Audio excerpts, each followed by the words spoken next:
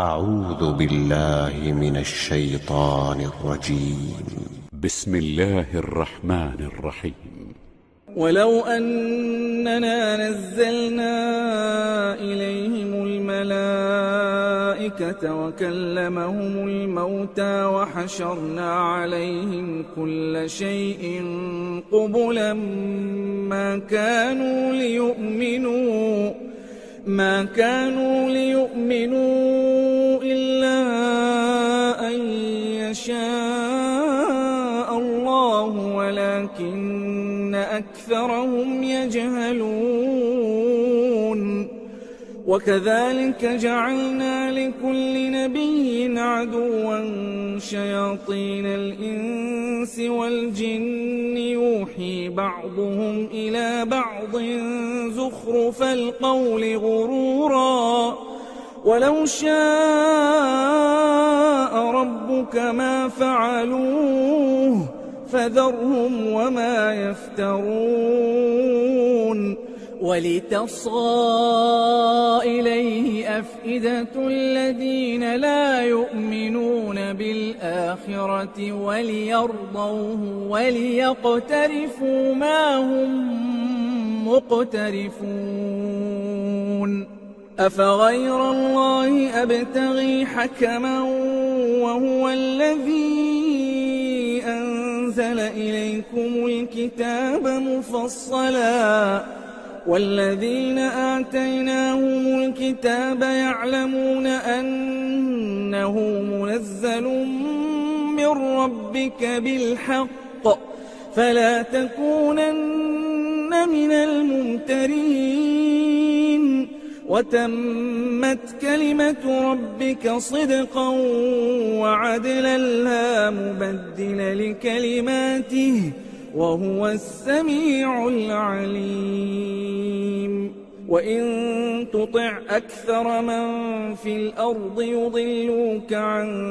سبيل الله إن يتبعون إلا الظن وإن هم إلا يخرصون.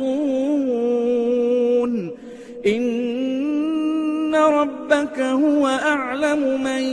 يضل عن سبيله وهو أعلم بالمهتدين. فكلوا مما ذكر اسم الله عليه إن كنتم بآياته مؤمنين. وما لكم ألا تأكلوا مما ذكر اسم الله عليه وقد فصل لكم ما حرم عليكم إلا ما اضطررتم إليه وإن كثيرا ليضلون بأهوائهم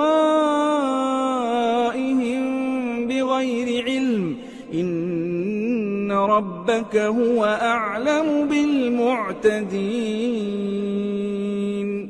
وذروا ظاهر الإثم وباطنه إن الذين يكسبون الإثم سيجزون بما كانوا يقترفون. ولا تأكلوا مما لم يذكر اسم الله عليه وإنه لفسق وإن الشياطين ليوحون إلى أوليائهم ليجادلوكم وإن أطعتموهم إنكم لمشركون. أومن كان ميتا فأحييناه وجعلنا له نورا يمشي به في الناس كمن مثله في الظلمات ليس بخارج منها كذلك زين للكافرين ما كانوا يعملون. وكذلك جعلنا في كل قرية أكابر مجرميها ليمكروا فيها وما يمكرون إلا بأنفسهم وما يشعرون. وإذا جاءتهم آية قالوا لن نؤمن حتى نؤتى مثل ما أوتي رسل الله الله أعلم حيث يجعل رسالته سيصيب الذين أجرموا صغار عند الله وعذاب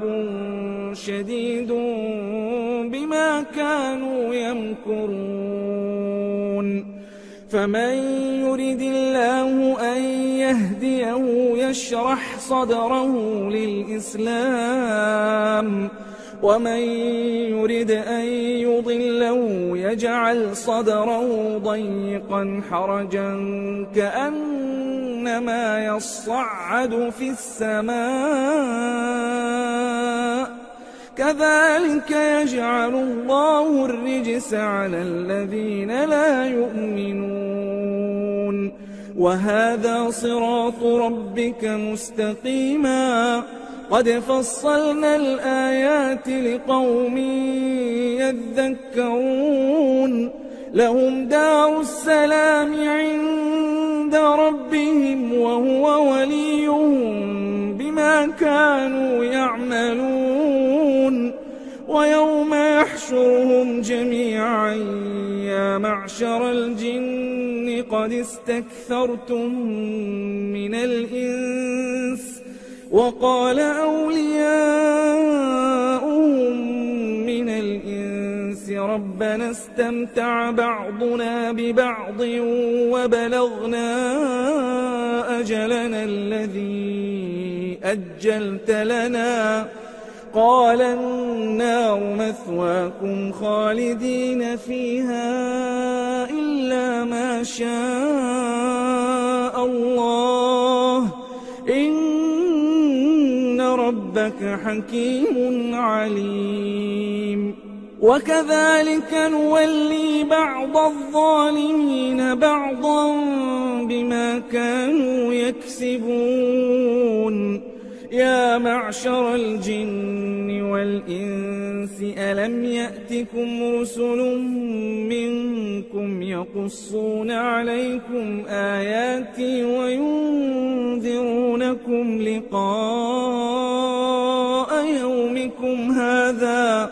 قالوا شهدنا على أنفسنا وغرتهم الحياة الدنيا وشهدوا على أنفسهم أنهم كانوا كافرين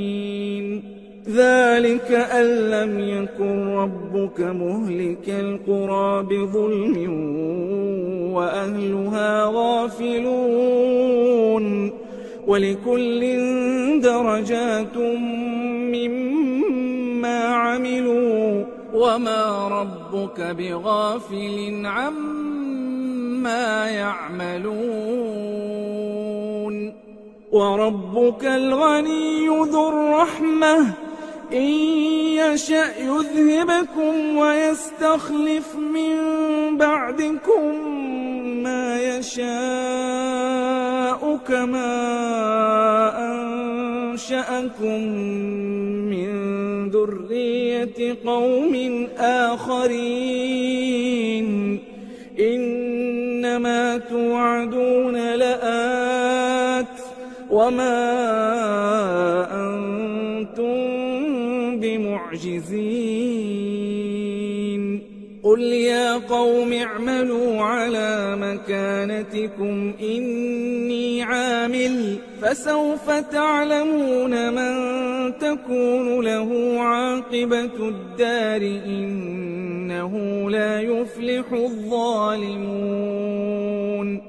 وجعلوا لله مما ذرأ من الحرث والأنعام نصيبا فقالوا هذا لله بزعمهم وهذا لشركائنا فما كان لشركائهم فلا يصل إلى الله وما كان لله فهو يصل إلى شركائهم ساء يحكمون وكذلك زين لكثير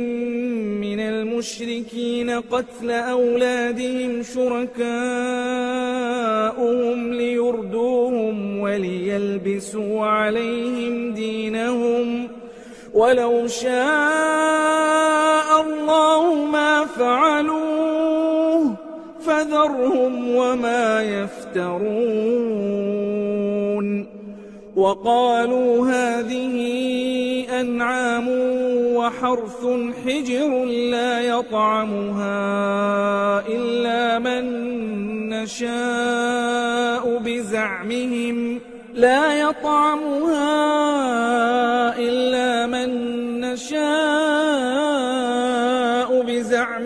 وأنعام حرمت ظهورها وأنعام لا يذكرون اسم الله عليها افتراء عليه سيجزيهم بما كانوا يفترون وقالوا ما في بطون هذه الأنعام خالصة لذكورنا ومحرم على أزواجنا وإن يكن ميتة فهم فيه شركاء سيجزيهم وصفهم إنه حكيم عليم قد خسر الذين قتلوا أولادهم سفها بغير علم وحرموا ما رزقهم الله افتراء على الله قد ضلوا وما كانوا مهتدين وهو الذي أنشأ جنات معروشات وغير معروشات والنخل والزرع مختلفا أكله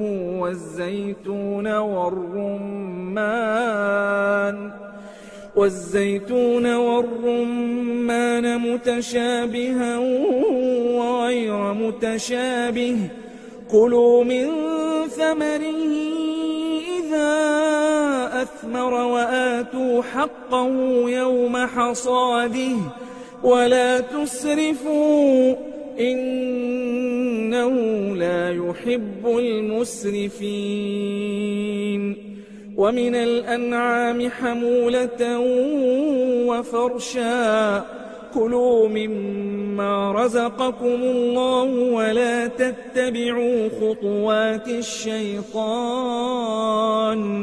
إنه لكم عدو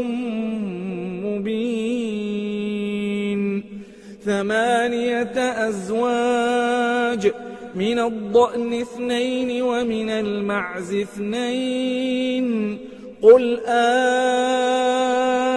الذكرين حرم أم الأنثيين أما اشتملت عليه أرحام الأنثيين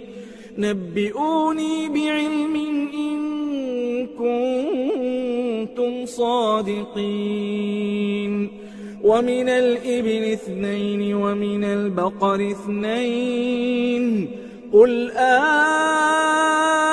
الذكرين حرم أم الأنثيين أما اشتملت عليه أرحام الأنثيين أم كنتم شهداء إذ وصاكم الله بهذا فمن أظلم ممن افترى على الله كذبا ليضل الناس بغير علم إن الله لا يهدي القوم الظالمين قل لا أجد فيما أوحي إلي محرما على طاعم يطعمه إلا أن يكون ميتة ميتة أو دما مسفوحا أو لحم خنزير فإنه رجس أو فسقا أهل لغير الله به، فمن اضطر غير باغ ولا عاد فإن ربك غفور رحيم. وعلى الذين هادوا حرمنا كل ذي ظفر، ومن البقر والغنم حرمنا عليهم شحومهما إلا ما حملت ظهورهما أو الحوايا أو ما اختلط بعظم، ذلك جزيناهم ببغيهم وإنا لصادقون. فإن كذبوك فقل ربكم ذو رحمة واسعة ولا يرد بأسه عن القوم المجرمين. سيقول الذين أشركوا لو شاء الله ما أشركنا ولا آباؤنا ولا حرمنا من شيء، كذلك كذب الذين من قبلهم حتى ذاقوا بأسنا. قل هل عندكم من علم فتخرجوه لنا؟ إن تتبعون إلا الظن وإن أنتم إلا تخرصون. قل فلله الحجة البالغة، فلو شاء لهداكم أجمعين. قل هلم شهداءكم الذين يشهدون أن الله حرم هذا، فإن شهدوا فلا تشهد معهم ولا تتبع أهواء الذين كذبوا بآياتنا والذين لا يؤمنون بالآخرة وهم بربهم يعدلون. قل تعالوا أتل ما حرم ربكم عليكم ألا تشركوا به شيئا وبالوالدين إحسانا ولا تقتلوا أولادكم من إملاق، نحن نرزقكم وإياهم، ولا تقربوا الفواحش ما ظهر منها وما بطن، ولا تقتلوا النفس التي حرم الله إلا بالحق، ذلكم وصاكم به لعلكم تعقلون. ولا تقربوا مال اليتيم إلا بالتي هي أحسن حتى يبلغ أشده، وأوفوا الكيل والميزان بالقسط، لا نكلف نفسا إلا وسعها، وإذا قلتم فاعدلوا ولو كان ذا قربى، وبعهد الله أوفوا، ذلكم وصاكم به لعلكم تذكرون. وأن هذا صراطي مستقيما فاتبعوه ولا تتبعوا السبل فتفرق بكم عن سبيله، ذلكم وصاكم به لعلكم تتقون. ثم آتينا موسى الكتاب تماما على الذي أحسن وتفصيلا لكل شيء وهدى ورحمة لعلهم بلقاء ربهم يؤمنون. وهذا كتاب أنزلناه مبارك فاتبعوه واتقوا لعلكم ترحمون أن تقولوا إنما أنزل الكتاب على طائفتين من قبلنا وإن كنا عن دراستهم لغافلين أو تقولوا لو أنا أنزل علينا الكتاب لكنا أهدى منهم فقد جاءكم بينة من ربكم وهدى ورحمة فمن أظلم ممن كذب بآيات الله وصدف عنها سنجزي الذين يصدفون عن آياتنا سوء العذاب بما كانوا يصدفون هل ينظرون إلا أن تأتيهم الملائكة أو يأتي ربك أو يأتي بعض آيات ربك يوم يأتي بعض آيات ربك لا ينفع نفسا إيمانها لم تكن آمنت من قبل أو كسبت في إيمانها خيرا قل انتظروا إنا منتظرون إن الذين فرقوا دينهم وكانوا شيعا لست منهم في شيء إنما أمرهم إلى الله ثم ينبئهم بما كانوا يفعلون من جاء بالحسنة فله عشر أمثالها ومن جاء بالسيئة فلا يجزى إلا مثلها وهم لا يظلمون قل إنني هداني ربي إلى صراط مستقيم دينا قيما ملة إبراهيم حنيفا وما كان من المشركين قل إن صلاتي ونسكي ومحياي ومماتي لله رب العالمين لا شريك له وبذلك أمرت وأنا أول المسلمين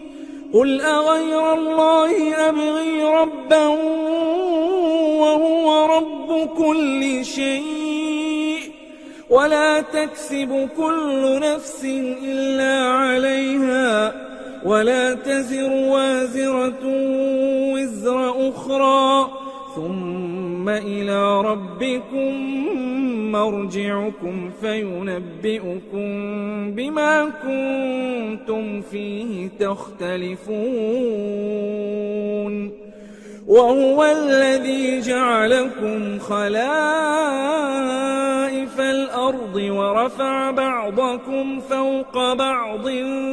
درجات ليبلوكم فيما آتاكم إن ربك سريع العقاب وإنه لغفور رحيم بسم الله الرحمن الرحيم ألف لام ميم صاد كتاب أنزل إليك فلا يكن في صدرك حرج منه لتنذر به وذكرى للمؤمنين اتبعوا ما أنزل أنزل إليكم من ربكم ولا تتبعوا من دونه أولياء قليلا ما تذكرون وكم من قرية أهلكناها فجاءها بأسنا بياتا أو هم قائلون فما كان دعواهم إذ جاءهم بأسنا إلا أن قالوا إنا كنا ظالمين فلنسألن الذين أرسل إليهم ولنسألن المرسلين فلنقصن عليهم بعلم وما كنا غائبين والوزن يومئذ الحق فمن ثقلت موازينه فأولئك هم المفلحون ومن خفت موازينه فأولئك الذين خسروا أنفسهم بما كانوا بآياتنا يظلمون ولقد مكناكم في الأرض وجعلنا لكم فيها معايش قليلا ما تشكرون ولقد خلقناكم ثم صورناكم ثم قلنا للملائكة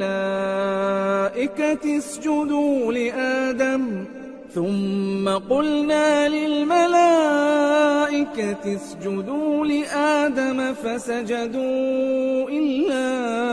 إبليس لم يكن من الساجدين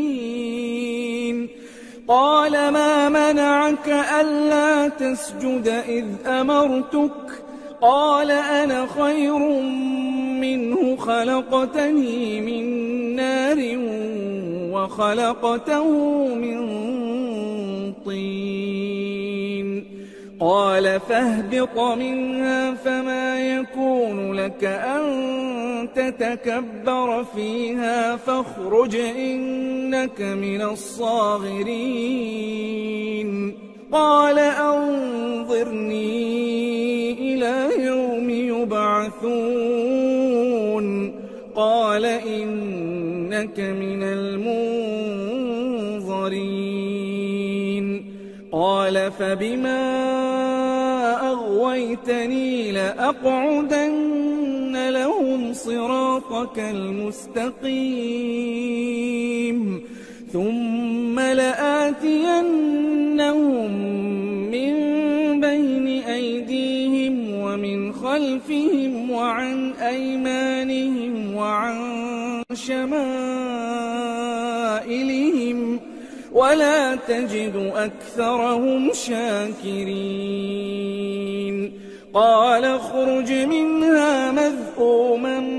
مدحورا لمن تبعك منهم لأملأن جهنم منكم أجمعين ويا آدم اسكن أنت وزوجك الجنة فكلا من حيث شئتما ولا تقربا هذه الشجرة فتكونا من الظالمين فوسوس لهما الشيطان ليبدي لهما ما وري عنهما من سوآتهما وقال ما نهاكما ربكما عن هذه الشجرة إلا أن تكونا ملكين أو تكونا من الخالدين وقاسمهما إني لكما لمن الناصحين فدلاهما بغرور فلما ذاقا الشجرة بدت لهما سوآتهما وطفقا يخصفان عليهما من ورق الجنة وناداهما ربهما ألم أنهكما عن تلكما الشجرة وأقل لكما إن الشيطان لكما عدو مبين قالا ربنا ظلمنا أنفسنا وإن لم تغفر لنا وترحمنا لنكونن من الخاسرين قال اهبطوا بعضكم لبعض عدو ولكم في الأرض مستقر ومتاع إلى حين قال فيها تحيون وفيها تموتون ومنها تخرجون يا بني آدم قد أنزلنا عليكم لباسا يواري سوآتكم وريشا ولباس التقوى ذلك خير ذلك من آيات الله لعلهم يذكرون يا بني آدم لا يفتننكم الشيطان كما أخرج أبويكم من الجنة ينزع عنهما لباسهما ليريهما سوآتهما إنه يراكم هو وقبيله من حيث لا ترونهم إنا جعلنا الشياطين أولياء للذين لا يؤمنون وإذا فعلوا فاحشة قالوا وجدنا عليها آباءنا والله أمرنا بها قل إن الله لا يأمر بالفحشاء أتقولون على الله ما لا تعلمون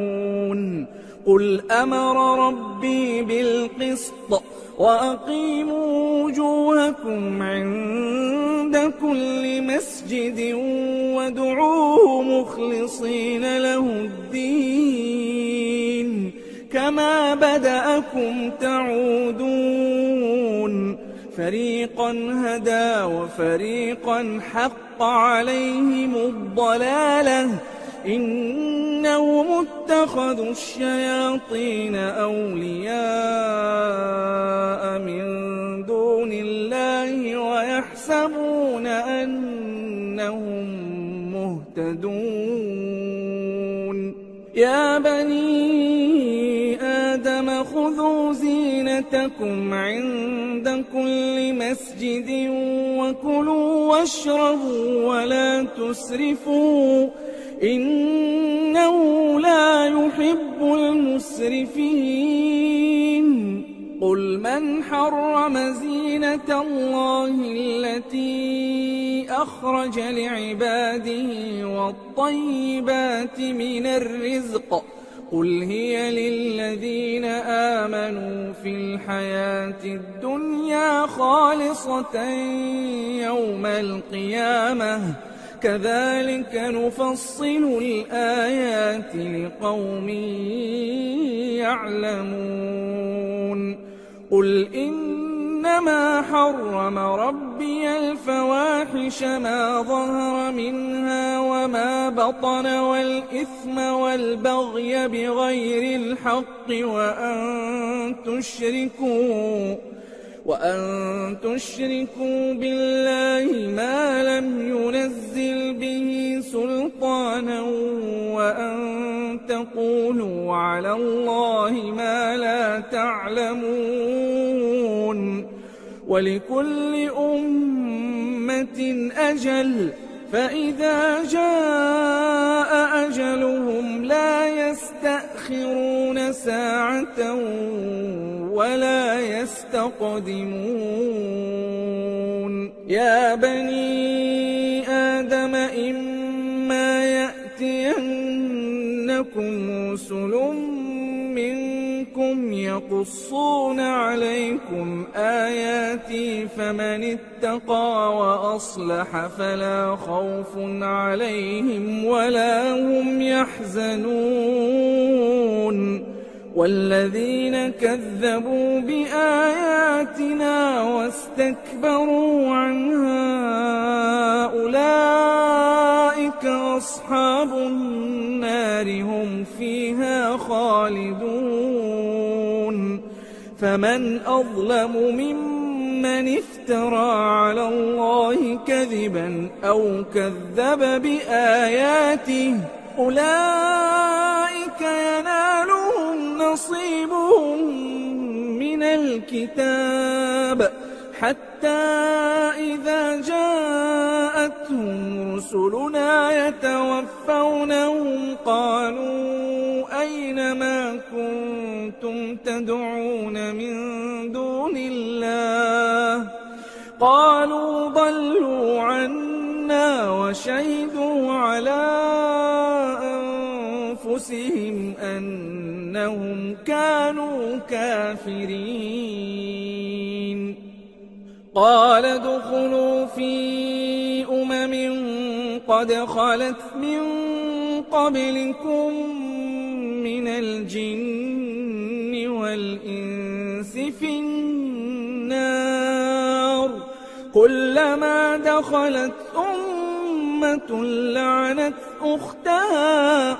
حتى إذا اداركوا فيها جميعا قالت أخراهم لأولاهم ربنا هؤلاء أضلونا فآتهم عذابا ضعفا من النار قال لكل ضعف ولكن لا تعلمون وقالت أولاهم لأخراهم فما كان لكم علينا من فضل فذوقوا العذاب بما كنتم تكسبون إن الذين كذبوا بآياتنا واستكبروا عنها لا تفتح لهم أبواب السماء ولا يدخلون الجنة حتى يلج الجمل في سم الخياط وكذلك نجزي المجرمين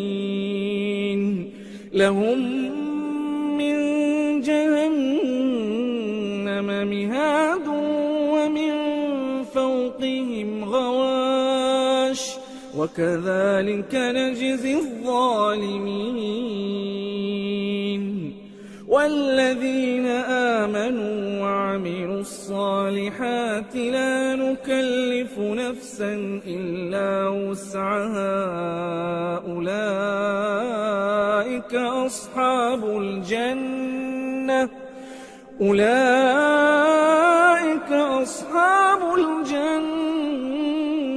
هم فيها خالدون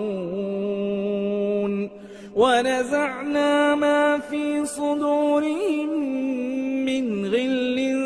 تجري من تحتهم الأنهار وقالوا الحمد لله الذي هدانا لهذا وما كنا لنهتدي لولا أن هدانا الله لقد جاءت رسل ربنا بالحق ونودوا أن تلكم الجنة أورثتموها بما كنتم تعملون ونادى أصحاب الجنة أصحاب النار أن قد وجدنا ما وعدنا ربنا حقا فهل وجدتم ما وعد ربكم حقا قالوا نعم فأذن مؤذن بينهم اللعنة الله على الظالمين الذين يصدون عن سبيل الله ويبغونها عوجا وهم بالآخرة كافرون وبينهما حجاب وعلى الأعراف رجال يعرفون كلا بسيماهم ونادوا أصحاب الجنة أن سلام عليكم لم يدخلوها وهم يطمعون وإذا صرفت أبصارهم تلقاء أصحاب النار قالوا ربنا لا تجعلنا مع القوم الظالمين ونادى أصحاب الأعراف رجالا يعرفونهم بسيماهم قالوا ما أغنى عنكم جمعكم وما كنتم تستكبرون أهؤلاء الذين أقسمتم لا ينالهم الله برحمة ادخلوا الجنة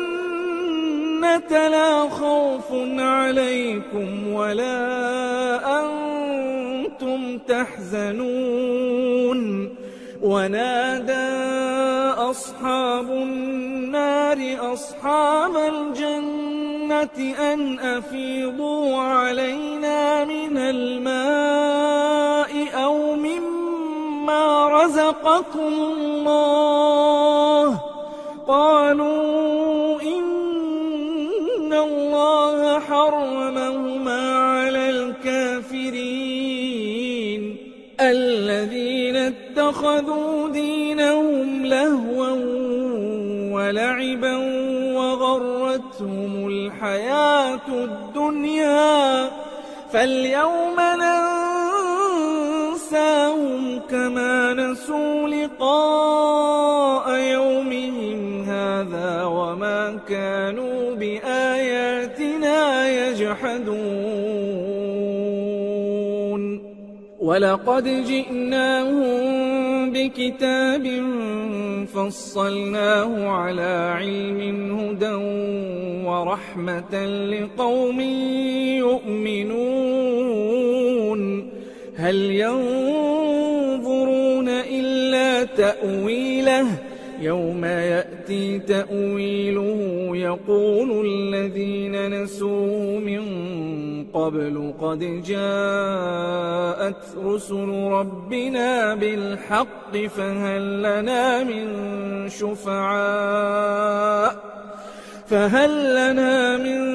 شفعاء فيشفعوا لنا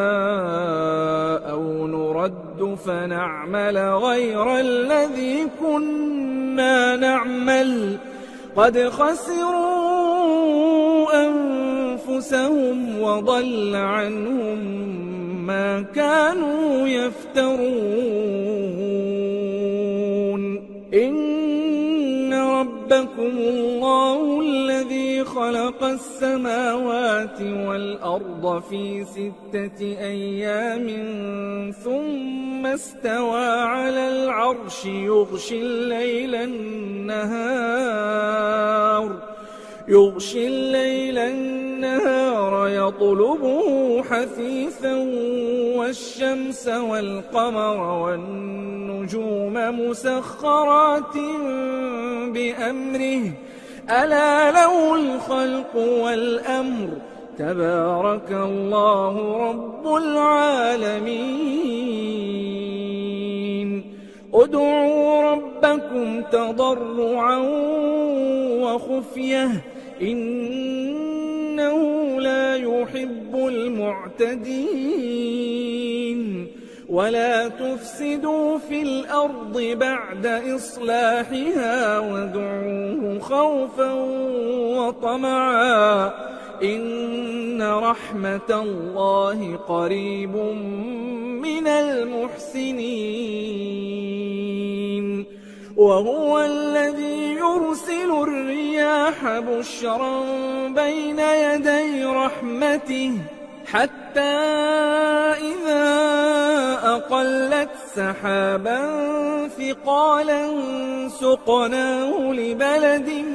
ميت فأنزلنا به الماء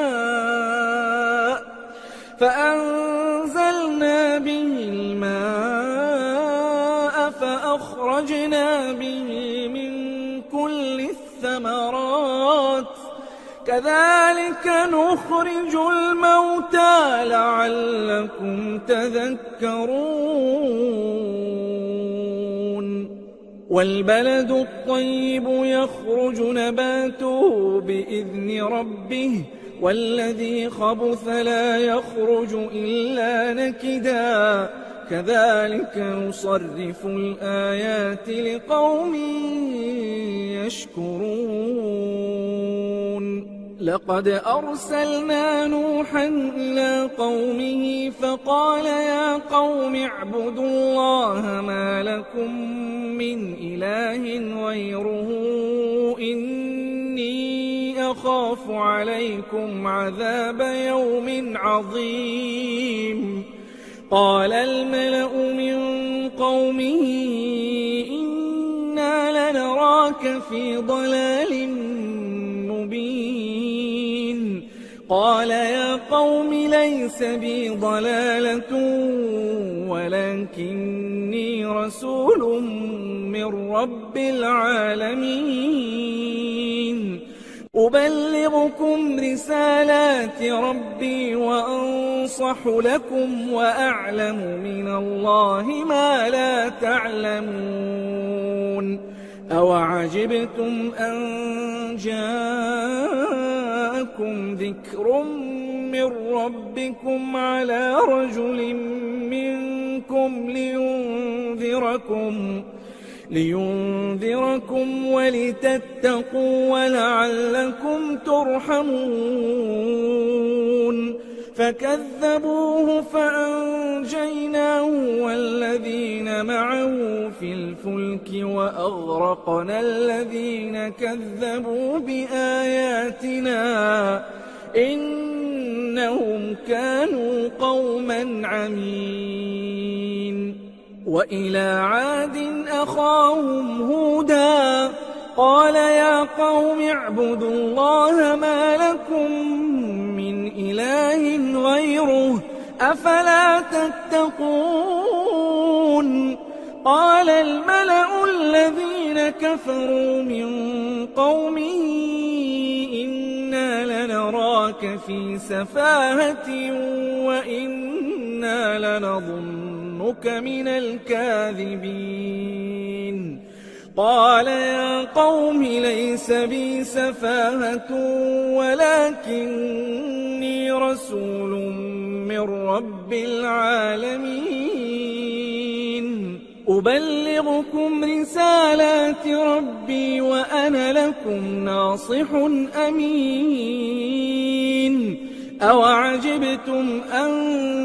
جاءكم ذكر من ربكم على رجل منكم لينذركم واذكروا إذ جعلكم خلفاء من بعد قوم نوح وزادكم في الخلق بسطة فاذكروا آلاء الله لعلكم تفلحون قالوا أجئتنا لنعبد الله وحده ونذر ما كان يعبد آباؤنا فأتنا بما تعدنا إن كنت من الصادقين قال قد وقع عليكم من ربكم رجس وغضب أتجادلونني في أسماء سميتموها أنتم وآباؤكم ما نزل الله بها من سلطان فانتظروا إني معكم من المنتظرين فأنجيناه والذين معه برحمة منا وقطعنا دابر الذين كذبوا بآياتنا وما كانوا مؤمنين وإلى ثمود أخاهم صالحا قال يا قوم اعبدوا الله ما لكم من إله غيره قد جاءتكم بينة من ربكم هذه ناقة الله لكم آية فذروها تأكل في أرض الله ولا تمسوها بسوء فيأخذكم عذاب أليم واذكروا إذ جعلكم خلفاء من بعد عاد وبوأكم في الأرض تتخذون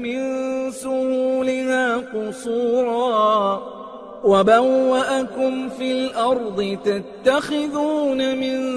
سهولها قصورا وتنحتون الجبال بيوتا فاذكروا آلاء الله ولا تعثوا في الأرض مفسدين قال الملأ الذين استكبروا من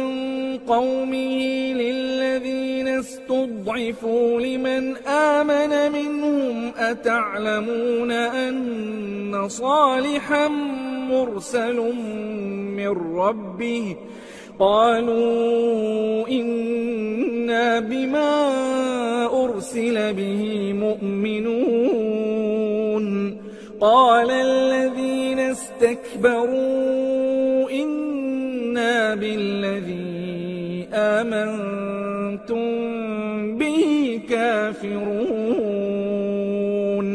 فعقروا الناقة وعتوا عن أمر ربهم وقالوا يا صالح ائتنا بما تعدنا إن كنت من المرسلين فأخذتهم الرجفة فأصبحوا في دارهم جاثمين فتولى عنهم وقال يا قوم لقد أبلغتكم رسالة ربي ونصحت لكم ولكن لا تحبون الناصحين ولوطا إذ قال لقومه أتأتون الفاحشة ما سبقكم بها من أحد من العالمين إنكم لتأتون الرجال شهوة من دون النساء بل أنتم قوم مسرفون وما كان جواب قومه إلا أن قالوا أخرجوهم من قريتكم إنهم أناس يتطهرون فأنجيناه وأهله إلا امرأته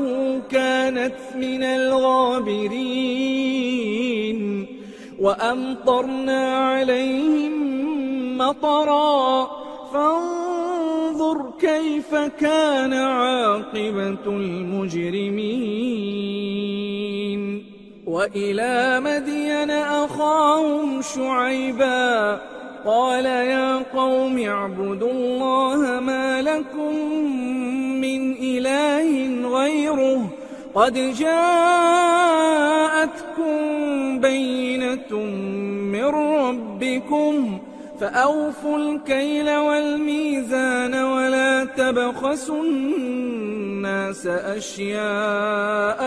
ولا تفسدوا في الأرض بعد إصلاحها ذلكم خير لكم إن كنتم مؤمنين ولا تقعدوا بكل صراط توعدون وتصدون عن سبيل الله من آمن به وتبغونها عوجا واذكروا إذ كنتم قليلا فكثركم وانظروا كيف كان عاقبة المفسدين وإن كان طائفة منكم آمنوا بالذي أرسلت به وطائفة لم يؤمنوا فاصبروا حتى يحكم الله بيننا وهو خير الحاكمين